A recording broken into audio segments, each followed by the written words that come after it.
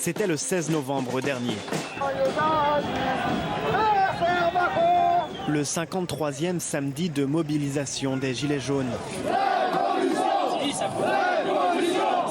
Réunis sur la place d'Italie, à Paris, 5000 personnes célèbrent l'anniversaire de leur mouvement.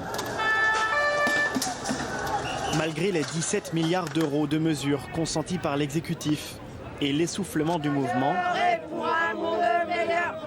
la colère de ceux qui restent est intacte.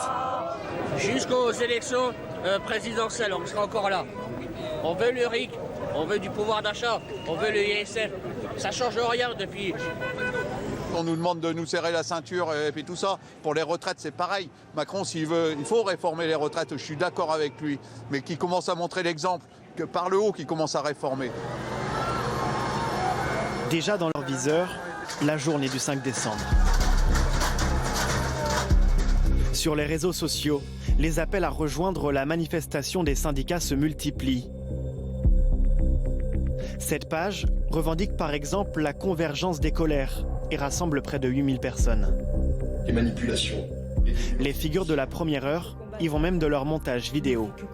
Nous appelons tous les Français, épris de justice et d'égalité, jeunes, plus anciens, actifs ou retraités, à se mobiliser le 5 décembre prochain et les jours d'après. Ce n'est pas un appel à soutenir les directions syndicales, mais se joindre à la base. Faisons de cette date un nouveau moment historique de notre pays.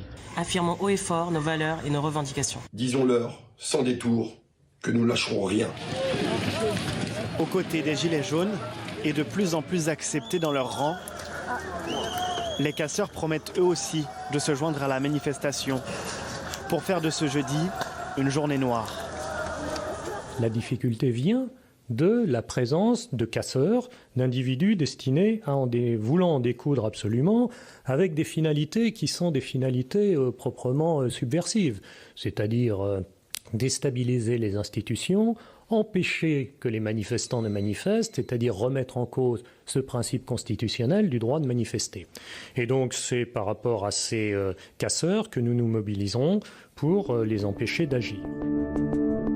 Pour sécuriser le périmètre de la manifestation, prévu entre la gare du Nord et la place de la Nation, la préfecture de police de Paris mobilise 6000 policiers et gendarmes. C'est presque autant que pour la manifestation du 1er mai. Des forces de l'ordre seront également postées autour des lieux symboliques comme les Champs-Élysées, Matignon ou la préfecture de police. L'exécutif compte maintenir sa vigilance jusqu'à samedi. Un an après les dégradations de l'Arc de Triomphe, certains groupes de Gilets jaunes pourraient s'allier aux Black Blocs pour commettre de nouvelles violences dans la capitale.